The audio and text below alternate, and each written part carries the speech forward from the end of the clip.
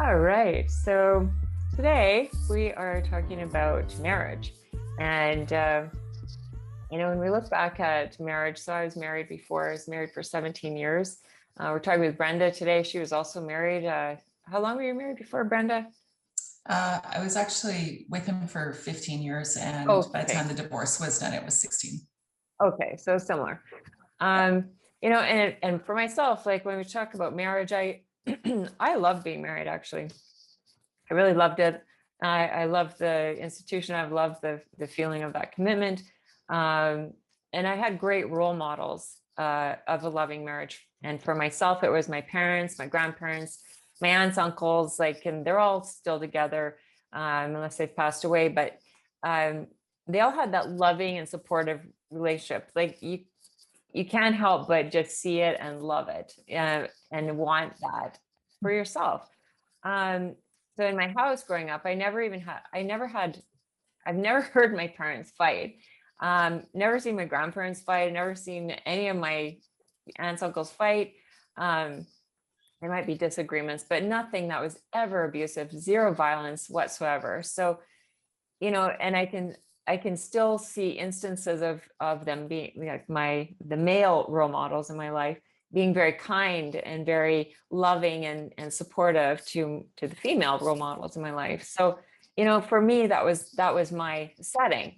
Um, and so for you, Brenda, like, did you kind of have that? Like, I know your parents are still together and such like that. Yeah, I think was really rare in my world too. Like Hmm. there wasn't a lot of it that happened.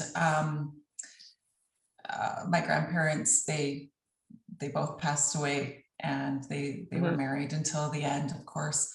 I had an aunt who had divorced and remarried, and stays happily remarried to that same person. Hmm.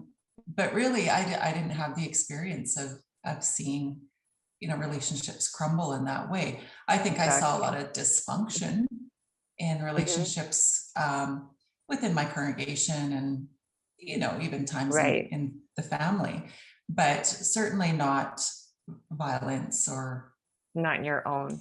Yeah. yeah. Yeah. So, because as a Jehovah's Witness, when we both were, so marriage is taken very, very seriously. So Mhm. that was one of the conditions, as we're programmed as females in Yeah, that religion, that that's basically your next thing is yeah. you graduate from school, and then you find a nice young brother, a nice brother. Maybe they're not all young, but you find a brother and you get married, right? Yeah, That's kind of our goal, yeah, as a Jehovah's Witness, as a youth. And very serious. When you get married, the idea of even getting divorced is like, you don't even think, like, I never would have thought of ever getting divorced in no, my entire no, life. no.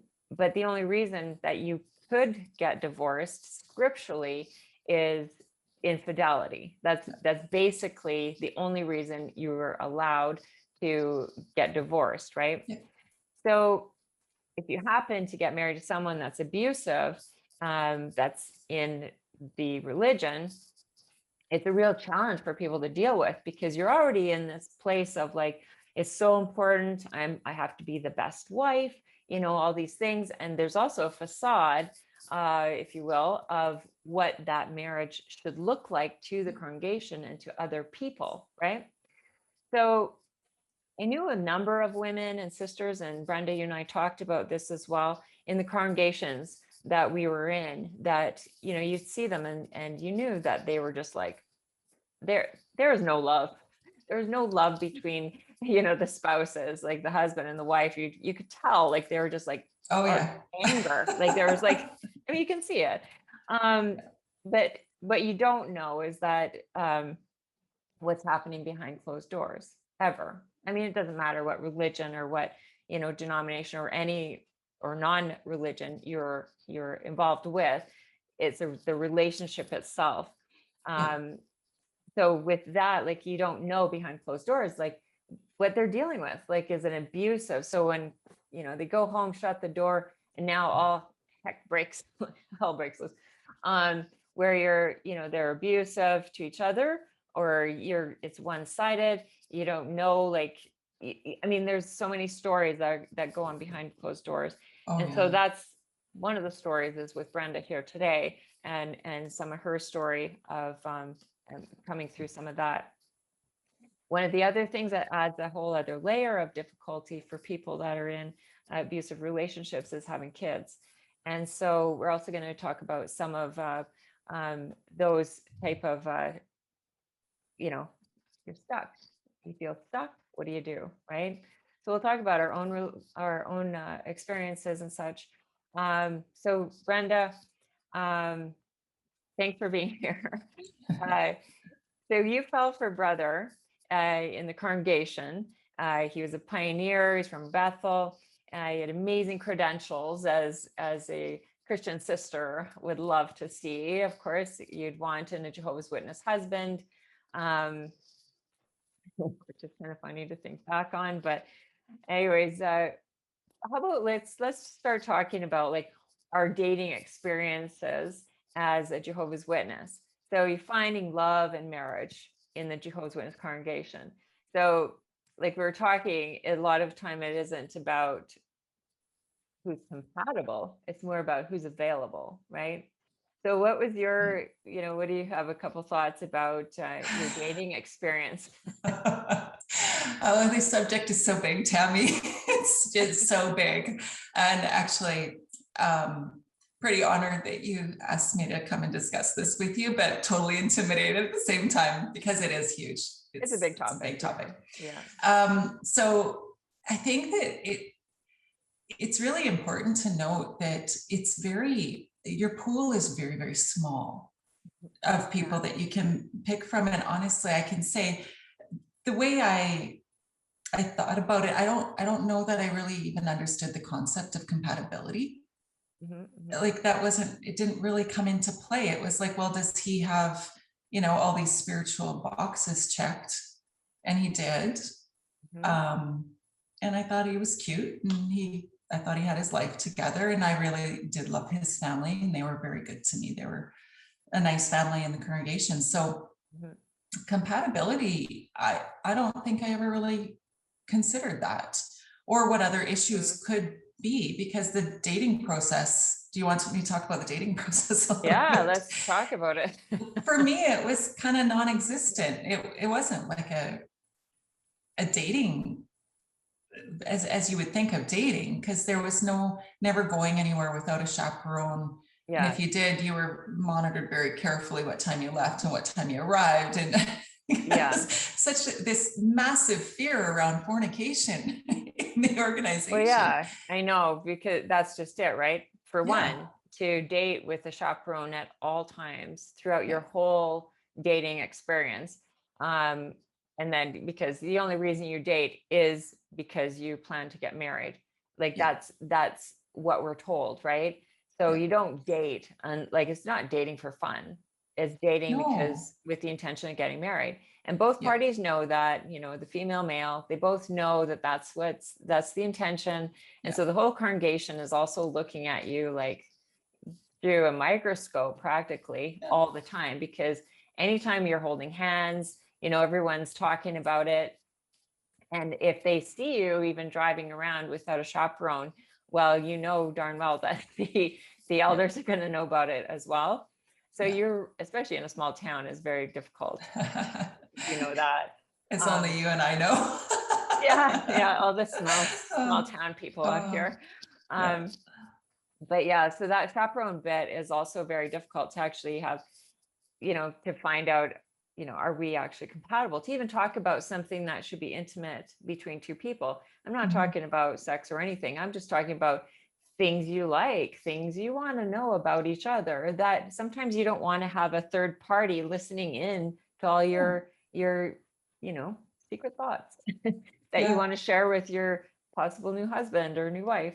So that whole part is very difficult to actually figure out who's compatible. Not that we even knew the word. No, it wasn't even really a consideration. And it did feel too that there was a lot of pressure. And I was a part of that pressure too. to Okay. move the relationship forward very quickly into Yeah. marriage, because the organization is very sexually repressive. Yeah. They're obsessed with sex, and yet it's repressive about sex. Does that make sense? Oh, yeah, I was there. And that's a whole other video. Oh yeah. Yeah, we'll have to save that one for another Yeah. day. But yeah, that's anyone who knows what we're talking about as a Jehovah's Witness dating as a youth, Mhm. especially. But I think actually, no matter what time period in your life, you can relate to dating as we're talking about as a Jehovah's Witness, very oppressed. Yeah. So yeah, so you got married. I just want to understand, like, was there, looking back, did you see any flags that were possibly on the abusive side of things, or like? Yeah. I think now that I look back, of course, of course there were things that had happened. I think there were a few incidents that I should have really went, oh, that maybe I don't want this this kind of behavior in my eternity, Yeah, but I didn't question. And it goes back to your horizons being so small that yeah, you don't right. know that maybe there's better out there. You're just like, well, I found one. Yeah. I'm gonna got him, and I'm gonna hang on. That's And this is the great. one that I'm gonna have to be with for the rest of my life. And okay, well, at least I got one. Well, you're being And pressured too, right? You're being for pressured from your sure. family and his family and him and you, and there's a Yeah. whole pressure congregation even, but yeah. Yeah. So it's truly unfortunate. It's desperately unfortunate that a young person who doesn't know anything. I mean, really, I was 18 Mhm. when I got married. So what do you know at 18 about being able to make those really good decisions as far as choosing a mate for? And it's not in the witness organization. It's not just for your next 60 years until you get old or one of you dies. Like this, if you pass over Armageddon together, you're going to be together for eternity, right? So at the age of 18, when you haven't experienced anything in the world, how Yeah. possibly can you choose an eternal soulmate Yeah. forever? Yeah. You know? I know. And actually on that point, it's an interesting thing, because I remember some of these sisters who would lose their husbands. And so the whole till death do us part. Sometimes people don't see that. They're like, no, I'm going to wait for him in the new system of things when he comes back from the resurrection, and we're going to stay married. And I'm thinking, what if he didn't like you?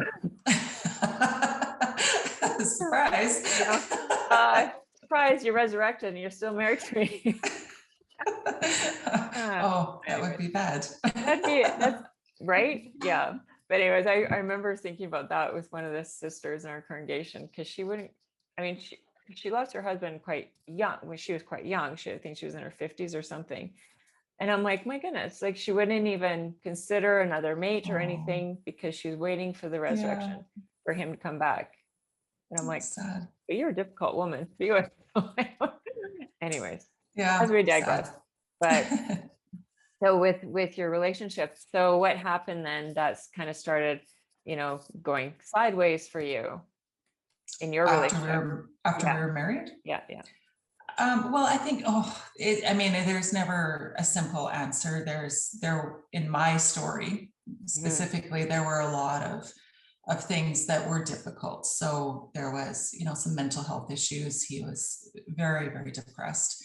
And I truly incapable of knowing what to do with that. Yeah. I'd never dealt with that or how to handle it. And so our relationship was never really great right Mhm. from the start. It was me being sad a lot and trying so hard to make him love me, and like, well, maybe if I'm just better at this. And I became a fantastic wife. I do own that. I became a fantastic Mhm. wife to him Mhm. because I was trying to do everything that I could to try to make the relationship awesome and Yeah. make him love me and be able to be with me long term. It doesn't work that way. It just Yeah. doesn't.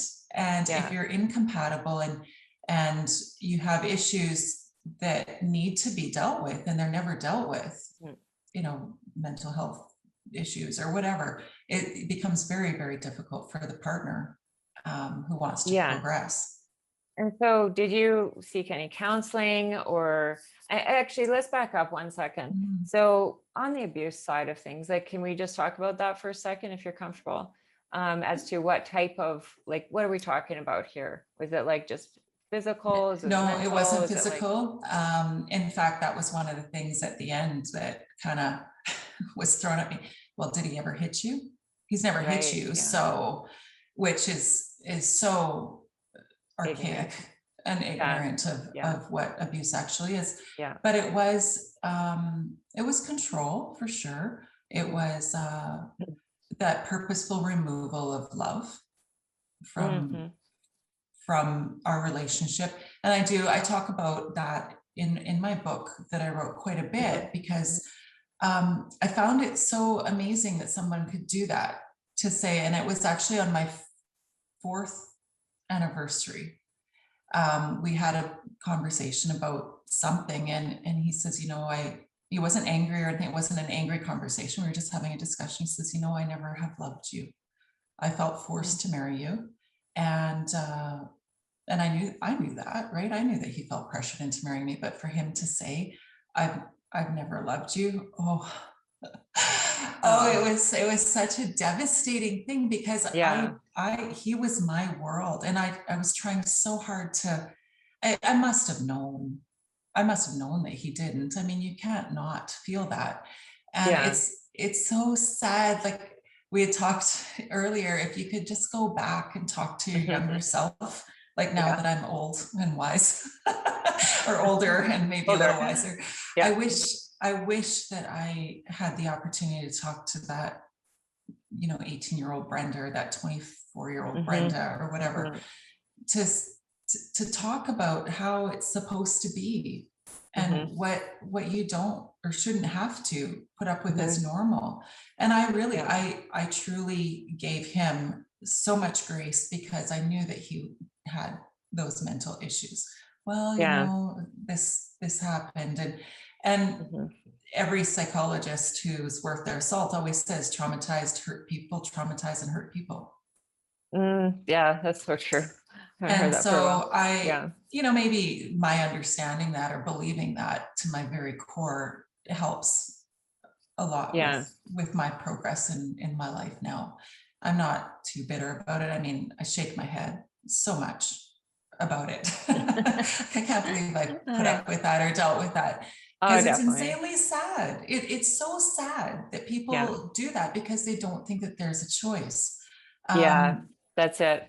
And so when you kind of, I mean, that's a sad reveal. Your husband says on your 4th, and you stayed till 16 years together, basically, that he doesn't love you. And so from there, then, it's hard to even come back from that. But so on the counseling side of things, as a Jehovah's Witness, a lot, I don't know about you, but I had never been, it was never something that was encouraged by the elders from the congregation or anything, to actually see a counselor, a marriage therapist, marriage counseling, any of that stuff, right? So did you go through any of that, talk to the elders or anything that with your husband? No, because I didn't want any, and I own this, I didn't want anybody to know, right? Yeah, I know. Because we put on a really good show. People, the Ken and Barbie of the congregation, we were involved, and we were whatever. It was, and I wanted to not reveal that or expose him for what he struggled with, and he did. He struggled a lot. The one time that I think when he was appointed ministerial servant for the 2nd time, you can be appointed in one congregation, then if you move, you have to re-qualify or climb something. that ladder again. And so the 2nd time, he said they recommended him, and he says, I'd like to talk to Brenda about it, and which I give him credit for. That was good that he did that. And so he came home, and I said, no, no, you should not be serving as a ministerial servant. And so he understood why. He knew. And so he went back and said, well, she doesn't feel that it's appropriate for me to serve. And they said, well, if Jehovah sees fit to appoint him, then who is she to disagree? Yeah. And they appointed him, and then he got all the congratulations after the meeting, and everybody thought he was Such an ego trip, right? Well, it is. It's too bad, because then it doesn't empower him to have to improve, right? So yeah, totally. beyond that counseling, like, no, we never had any counseling from the elders for that. That being said, we were into like more natural homeopathy and naturopath type medicine. And I was getting a significant amount of help through that time. And I had a fantastic person that worked with me. And I swear that if I didn't have her to help balance out some of my brain body stuff, I probably would have been much worse off, and I'll be forever grateful to her. She's no longer in my life, but I'm very grateful that I did get to have that therapy. I feel that was my therapy at the time. And he did go for some. He did. So, but did you ever, oh, sorry. The difference was I really wanted to change. Yeah. Well, that's also a good point, because here you get married at a young age. So for 18 or whatever, those paths in life go in all kinds of directions, right? And so to think that someone is going to stay on the same path with that same person, because things change, like your ideas change, or your likes change, your hobbies change, as you age, things you like to do and what you don't like to do. So to think that you're going to stay on the same path together, there's all these forks in the road that happen. And so to think you're going to be forever together that's an unusual type of thing, I think, anyways. That's just my opinion. But so I don't think that it's impossible. I just think that you both have to be really committed to growing in the same direction together. And if you're not, then it won't work. Well, and as long as there's communication and respect between each other, and a willingness to actually work together, and not, I don't love you kind of stuff doesn't work at all. No, it doesn't. Did you think of ever leaving at that time? Like, when he said, I never loved you or whatever?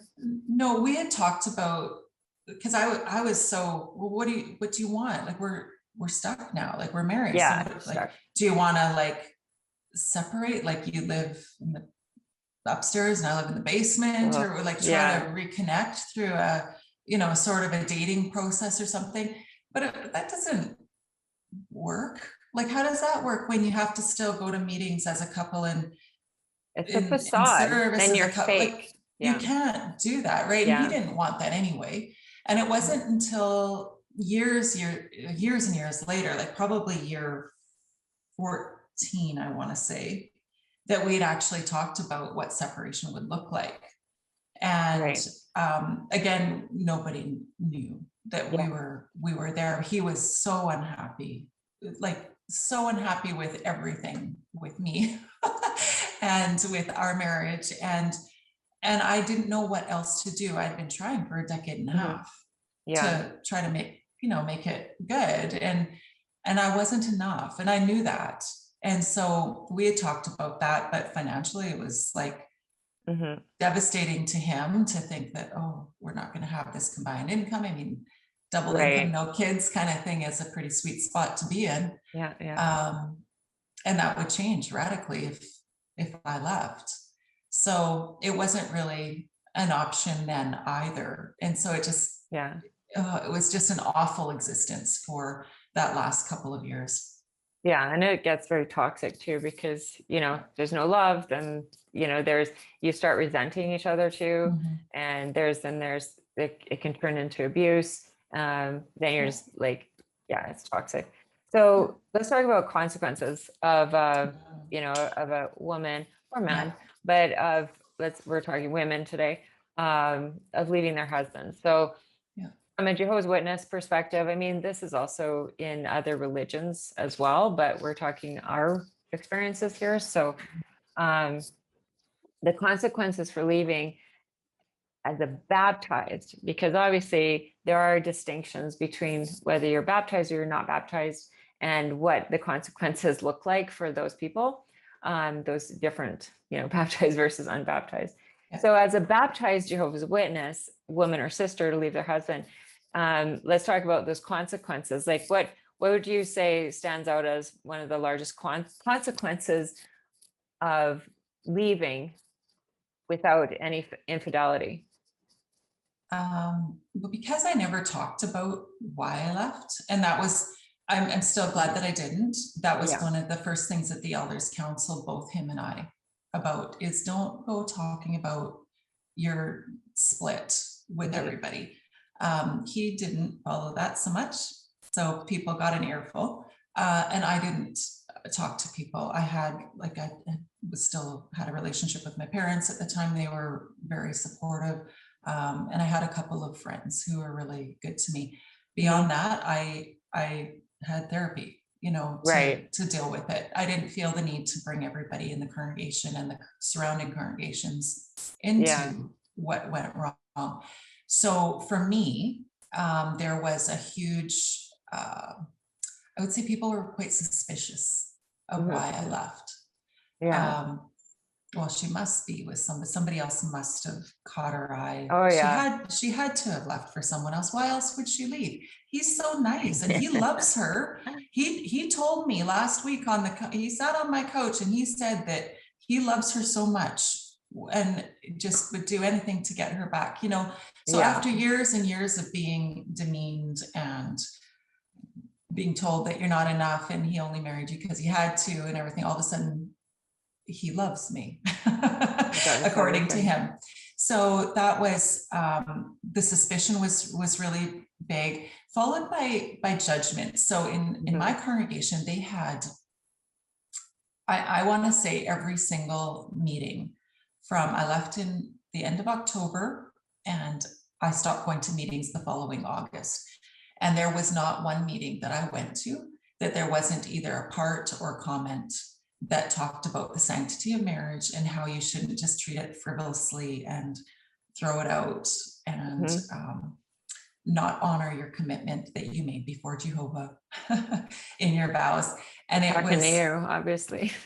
talking to me. Yeah. So I don't know that I was ever officially marked or anything, but those talks were very pointed toward me because it was very public. People could see I was going to the sister congregation and people could see that we weren't together. They could see that he was devastated and that she wasn't so much. Yeah. I wasn't devastated. I started living a really good life. Yeah. Freedom, baby. And it was fine. Like I wasn't sad. Like I was grieving the loss of, who I had been probably, but I was not focused on that. I was focused on trying to rebuild my life. And to my detriment in their eyes, for sure. Yeah. I mean, I had a similar thing, and people watch my videos. I've spoken about some of that before, where when I left my husband, I didn't get any counsel from the elders because I chose not to go to them, and I felt like it was our life, it was our marriage, like to actually bring somebody in at that time. Like I knew what was going on. It was infidelity, not on my part, on my husband's part. But I didn't feel like everyone needed to dissect our marriage or dissect my life.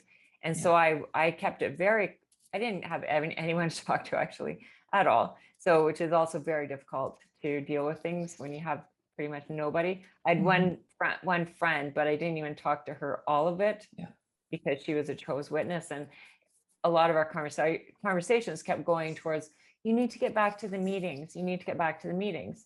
But I was just so distraught because he was my best friend. And so it was a major loss for me to kind of go through that for myself. But the thing that did come out of that was, like you said, you have all these suspicions. Like, so every time you walk into your congregation, now you're not with your husband, that they've seen you with him for the last, for us, it was like 17 years pretty much at the same congregation. So now they see you separate, you know, she's sitting over here, he's sitting over there, you know, you've got some of your family that's there, and everybody's just like, you can tell they're all like these little, you know, they're shooting you a little like looks, and then there's Well, like because little it's whispers. uncomfortable for everyone, right? Everyone's Well, they don't uncomfortable. know, because And they don't know. And so then they started like also distancing from me because I was the one that moved out. So you do have that judgment. So that is one consequence for sure, because not everyone knows everything, and not that you need to tell anyone anything anyways, really. Yeah. But the other thing that came out for me was that, well, because nobody knew what was going on. So they're just like, they're like, well, you can't actually remarry, you know, because unless, and they were trying to like dig for information, some of my friends, and they're like, well, if it's not infidelity, you know that you can't remarry, and you'll never find someone in the world, because worldly men are just so blah, like dirty, basically. And so I'd have these type of conversations come at me from you know, my friends. So there was a lot of like all this like kind of blame that I ended up taking, even though I didn't do anything, because I held it for him.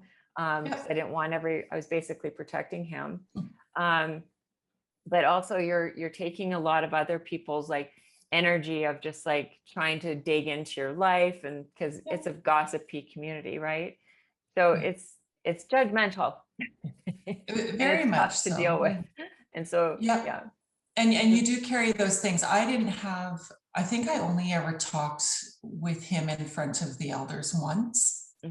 And then they kind of met with us separately after that.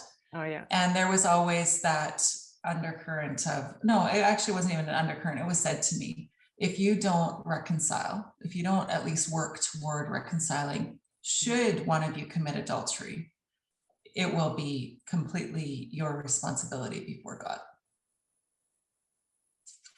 And so that was kind of like, that's awful. Right. And then I'd had quite a few shepherding visits, you know, where they come and try to encourage you, because they're concerned about your spirituality. I mean, you only left your husband because you're not spiritual enough to trust that Jehovah will make it right in the new system. You forgot about that scripture.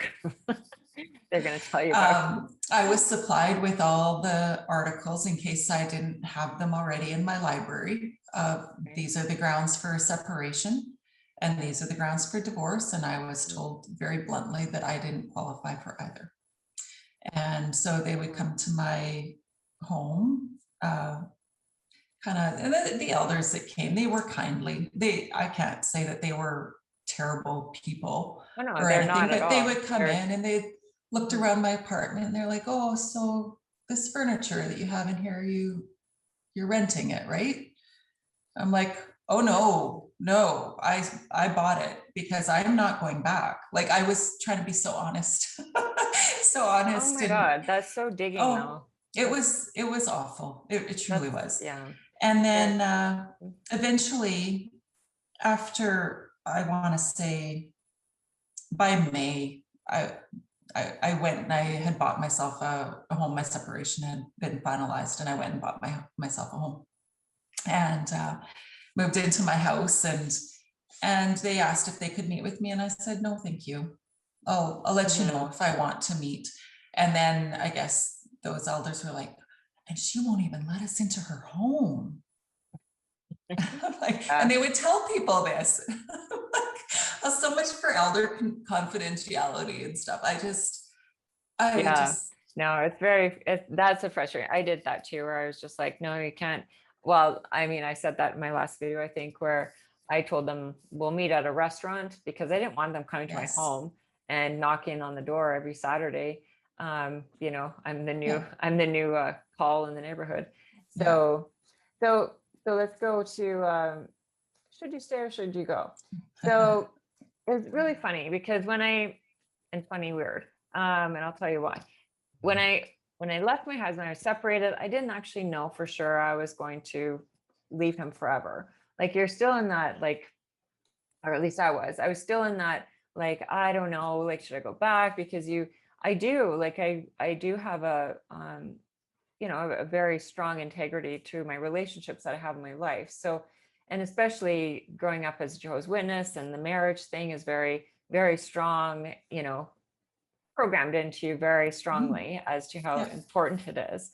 So anyways, I wasn't talking to anyone. I didn't have any kind of outlet as to, I don't know where to go. I didn't even know like about counseling. Like, how do I find a counselor?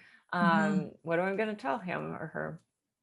Anyway, so I went to a bookstore and I walked in there, and I went to the self-help section, and which is like, it feels almost like an apostate section, like for Jehovah's Witness, because I'm there and I'm like, self-help, and I'm like, oh my gosh, I'm kind of looking over around, making sure nobody's looking at me to see that I'm looking for self-help, because it just felt so weird, right? And so I'm there and I'm kind of like looking through, making sure no one's watching, like no JWs, or kind of, because that's going to be the next thing at the elders meeting probably. And I came across this book and it said, should I stay or should I go? And that was the title of the book. And I'm like, oh my gosh, it's speaking to me. So I picked up this book and I'm like, I hid it under, so nobody could see, just in case someone walked in. That's how scared I was of like anyone understanding my stuff, right? And I was very protective, I guess, of what was going on in my life. And anyways, because it's embarrassing when you're going through divorce, and it's embarrassing, and you definitely don't want to just talk to anyone who's going to go and share it at the next, service group. So I bought this book, and I went through it and I was highlighting stuff, and I'm like, okay, yeah, that makes sense. But it wasn't saying, yes, you should leave, or no, you should stay, anything like that. It was actually just critically walking you through thoughts that you're having, or, asking questions. It was actually like a counselor, just me reading her words or his words. Anyway, so I was in so much turmoil, and because I knew that with the elders, like they're not counselors, as good willing as many of them are, and they're trying to help. Many of them, are just on an ego trip too, but for the most part, I do feel that they're coming from a place of wanting to help. I think so. Spiritually. Yeah, I would agree. But I knew that they're not going to give me any new information. They're not going to help me critically understand, how to move through this piece of my life, right? And so then anyway, so this book came at a very interesting time for me, and it did actually help me go through.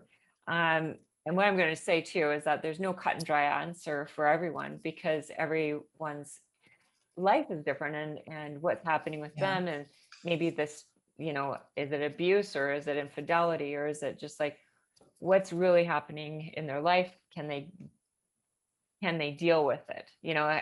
So I do feel like going to a counselor, even though I went through it in a book at that time, is really important. But so what are your thoughts on, should I stay or should I go, as a question? I think that you're so right in saying that every situation is so different, and I don't think that anybody can judge somebody for staying or going. I think that's dangerous water to go through. Now, I can share my story and say, this is what was going on in my marriage, and this is the choice I ultimately took. I can say I'm very happy I took the choice, or made the choice that I did, to leave, because, it worked out pretty well for me. And life isn't perfect. Nobody's life is perfect, but I would never take the life that I used to have over the life that I have now. Not in a million years. I'm so happy that I did do what I did, and specifically because it empowered me to kind of decide who I was and act on that. And it kind of started a whole personal growth thing, or maybe that was the middle of the personal growth thing. I don't know. But this whole thing where I want to be the best person that I could be, living in a relationship where I was actively unloved was really devastating to my soul, if that makes sense to you. Like Yeah, it was definitely. destroying me, and it wasn't actively making me be a better person or a happier person. I believe that you do deserve to be happy, whether you believe in, an afterlife where it's supposed to be euphoric. I don't think that that takes away any reason to not be happy now. Like you still deserve to be happy now and have a good life and have a good marriage and have people Absolutely. treat you a certain way. So if there's, I would say if you're with a partner who is actively trying to improve the quality of person they are as well, then it very well may be that you have something to work together toward, Yeah. and you can stay and make it work, and all the power to you. That's awesome if you can do that. Yeah. But if it's toxic, and I gave mine a fair shot, I think, Okay. for I how say long it I stayed. And it came to a point where, no, this is clearly not is. good anymore. And there was an incident that I described in detail in my book of when I left. And that was kind of just the straw that broke the camel's back. And once the night that I left, I knew I would never go back. I knew it was not fixable. And I didn't know that in my heart before then. It took that moment. So I would never judge somebody for staying Yeah. longer. That being said, if you do leave, there are resources. There's an amazing world out here on the other side over here. You'll be fine if you join us. You'll be fine. Well, and you find your way in your tribe. You do. Yeah.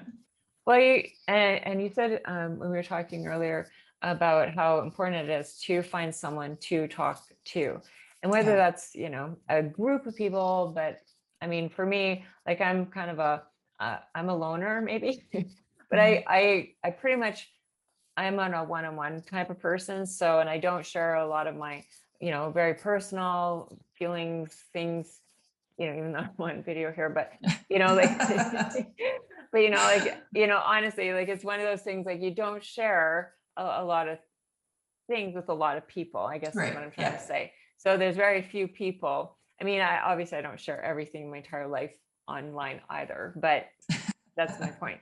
So there's no cut and dry answer. So for people that are kind of in that limbo stage of like, I'm unhappy, I'm stuck, I don't know what to do, that whole thing, I mean, really write down like what I found important for me to do was actually start writing. I mean, I journal all the time anyways, and that's always been a thing for me. But for me, it was writing. So I guess that was, who I spoke to was the page, but writing things down as to what makes me happy. When I actually discovered like I'm allowed to be happy, I deserve to be happy, like these type of things, that just opened up a whole thing for me, because I couldn't actually even voice the words actually after I left my husband. I had gone through some one of these therapies, I can't remember what you call it, but anyways, it was a therapy, and one of the things she said, can you repeat after me? I deserve to be happy. And I'm like, I can't, and I was laying there on the bed, and she's like, oh, just take your time. And I'm like, it could not come out. And I was like, well, this is ridiculous. So I started like laughing. I'm like, I'm sorry, like, because I have nervous laughter. So I laughed really inappropriately.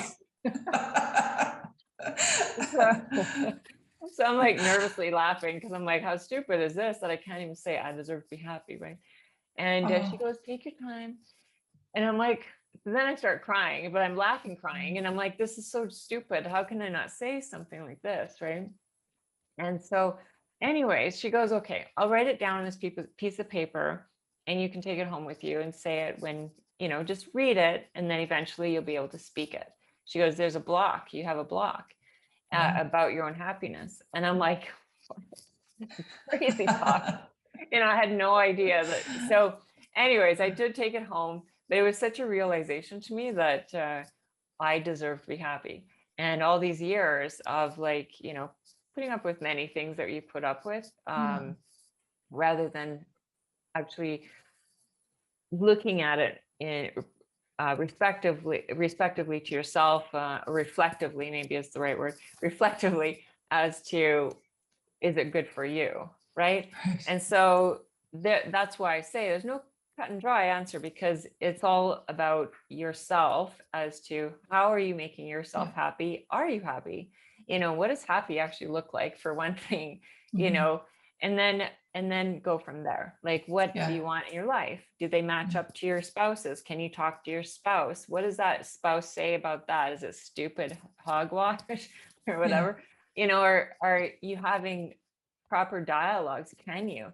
And these are all questions before you throw in your hat and say, I'm divorced, I'm getting divorced. Like, that's why I went through such a major, like, I tried to see if I could really make that work. But when it came down to his infidelity in our relationship, I was like, I just can't, So that's what people need to discover, instead of just like, we're done, that sort of thing. And I know you did the same type of thing, like trying to really figure it out, like, staying in something for that length of time is not because you're taking it lightly, and same with me. No. So it's just the good heart to hearts, but then if it's also abusive, then it's just, sometimes there is no other way out, And if it's physically abusive and you're in danger, absolutely. Please go. Just absolutely go. There are resources. Get there are yourself resources. Some help. Yeah. And don't feel like you have to be pressured into staying either. It is nobody's business whether you do or do not. Like, you can't be judged for either. And there is that pressure from, I think you and I had talked earlier, there's pressure from the congregation, from the elders, from maybe your in-laws, maybe your parents, maybe your friends who, well, we just want to see you together because we're such good couple friend together. Well, it's nobody's business. Nobody knows what you're going through in your relationship. Excepting for you and your spouse. And it is sad. I mean, that is one of the consequences we didn't actually talk about, but it's an obvious consequence. Like, when you do get divorced, like, you do end up losing these couple friends that, you travel with all the time, or you hang out with all the time. And that is a loss, big time, for sure. But I just wanted to say, like, I'm going to find resources. So people that are looking like how, any of these resources, I'll put them in the description. Also to Brenda's book, so you can read more about her full story too. So the last question is so what would you like to tell women that are in a physically or mentally abusive relationship and they feel powerless, they're stuck, as to how to deal with it? What would you say? I have so many big things question. to say. So many things to say. I wrote down like multiple points, because this is such a big topic. You and we could talk about this for, the next couple of months, I'm sure. I think that it's really important to note that when you're going through abuse is abuse. It doesn't have to be because you are in a cult, or you're Jehovah's Witness, or an ex-JW, or a non-JW, or somebody who's not religious at all. Abuse is from every walk of life, wealthy and poverty-stricken, and religious and non-religious. It doesn't matter. It's in every area of society. The relationship. It has nothing to do with you. Take all those other labels of who I am as a Christian. Take them away. Who are you as a person? Right? So even if you are in a religion that believes that it's based on love, it does not mean that you can't be abused. So that programming is going to come from many different places. So it might be your religion, but it might be another source. Maybe even how your own personal values. Maybe you've decided that you're a person who will never be divorced. I did. I decided that I was going to be that person, and then I had to change my belief system. and that programming can be so deep, whether you really understand it or not. It can be, nobody else is going to want you. You're going to lose your standing in the congregation. Nobody would believe you anyway. Maybe you leave and everybody shuns you. Yeah. You know, that can happen too. That you should work it out with your husband and stay with him, because if you don't, you're going to be a prime target of Satan. You know, he's going to really focus on you. And that's a fear. That's the fear factor. It's just fear. And so that's where, like when you think about all of those things, they become not a problem if you educate yourself. So if you are very confident on what manipulative mind techniques are, what abusive mind techniques are, and really apply those to your life, then you won't be susceptible to these kinds of things that people will say to you. And it will also help you to get out of your programming. So if you were raised in a patriarchal family, I was, if you're raised in a patriarchal organization, well, and to this extreme level too, you have a lot of deprogramming to do about what your role is as a female in the world, and in relation to your children, and in relation to your spouse and your father even. You know, maybe he has strong opinions. Are you gonna, you know, disagree with him? And what's the consequence for that? There's just so many layers to unravel. But if you take the time to educate yourself and take the time to understand who you are, what you need, and how to be your best self, what you need to be your best self, then those techniques won't work like they're supposed to keep you under control. Yeah. And to that point too, then you start changing how you frame things, right?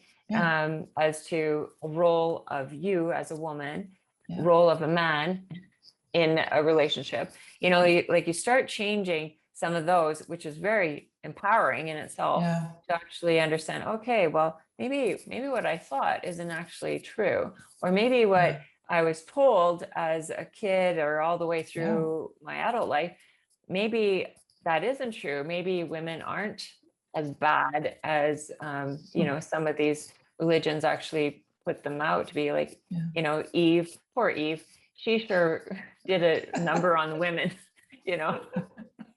I wrote a whole blog post about Eve. You know, poor woman.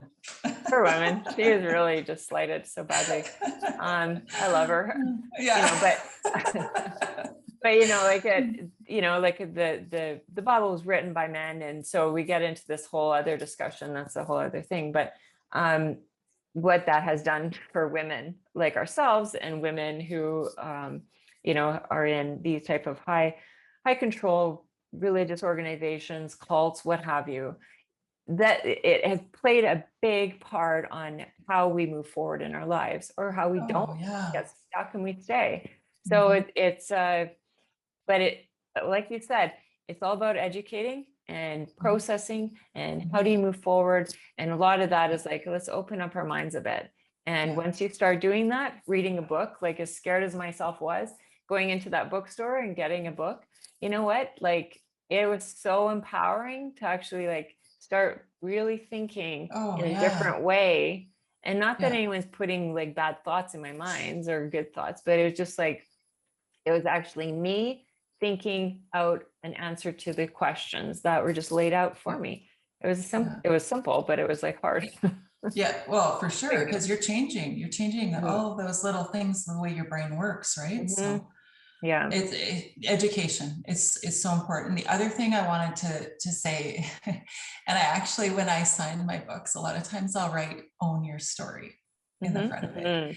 Because the second that you own it, so when I wrote my story down in a book, it's a terrifying experience to think that I'm this private person who doesn't really share a ton with people. Here I am. Well, and then I wrote all this stuff that's happened to me, and I let it be published out into the world and let people read my story. And then all of a sudden, the shame that I carried for being, for all intents and purposes, a victim, I became a survivor, and I became empowered. Because I owned my story. I carried my shame. I carried his shame for him by not allowing people to know the awful things that he had said or done, or the things that we had been through as a couple. I carried that shame. And then I was ashamed of myself for holding it and not sharing, you know? And so when you're able to own your story, and I'm not talking go and gossip and try to get everybody on your side. It's not like that. It's more just standing up as a strong, empowered woman and saying, this is my story. This is the good, the bad. This is what I own. I feel badly about this. I wish I could have done that. And this is where I am now. And I'm so grateful for what I have in my life now. And, you know, ask questions if you need to, but this is my story, and owning it has just completely changed my perspective on the trauma. I'm not bitter about it. My story got me to where I am now. Yeah. Well, that's just it. Like, our experiences make us who we are. And so if we are angry about our experiences, then we're probably angry at ourselves. One thing I think is very important, and I just want to highlight it once more, is counseling. Like, you know, like as a Jehovah's Witness, it was very taboo. I think it probably still is to say, I'm going to go see a counselor. But we actually live in a very great time with technology, for instance, where, you know, there's resources such as like betterhelp.com, I think it is. It's either .com, .org, something. I'll put it in the resources, but into the description. But like that type of thing where you don't even have to leave your home. Like, you can actually find a counselor that is online, and you can set that up, and you can have like a video session right in your own home. So, or wherever you end up in your computer or your phone. But so I think that I hope that people can be open to that, especially if you're in that, like, you have nobody to talk to, because that was my case as well. Like, I didn't have anyone to talk to, and I did go actually see a counselor as well, and he was awful, but he was not to scare anyone off. No, mine was awesome. I loved her. She was incredible. I went to this guy, and I think I just threw up so much stuff. And I think he was just shocked by, you know, the Jehovah's Witness factor, you know, my brother dying, just like this whole like vomit of information. But he did actually help me because I just felt like he was judging me, but that could be on myself. But anyways, he actually gave me so many points of things to just think of. And it just kind of, it was another like opening in my mind where I was like, oh, you know, so that's why I say, like, even though he was not, I didn't go back to him again, because he was just like, we just, you know, sync with everyone, right? Yep. And so I did go to another person. He was awesome. But what I'm saying is, like, don't let the first one, you know, deter you from finding someone that you can sync with. Because I've heard from some of the people that follow the channel, and they're just like, oh, I can't, you know, or I've seen them on Facebook or wherever, and they're like, I've tried it, but nobody understands the Jehovah's Witness side of things. And I get that, but you will still find something helpful as long as you can be open to what you're getting. And there actually are counselors who specialize in people who have left high control groups. Great, and there's actually quite a few, and I don't know how they practice, like if they would do the online virtual thing or not, but through my process, I've seen that there are a lot of that. For me, I read a lot, and I love to read about why the brain works the way it works, why we can get into situations where, why would I do that? I'm like so smart. But it helps you to understand. And again, it's through your phone or through your computer. You don't even have to go anywhere. Nobody needs to see what you're reading, and you can get a lot of help that way. But to get therapy, get help, read, understand, educate yourself. Whatever resonates, be open to it. Okay, well, that is a wrap.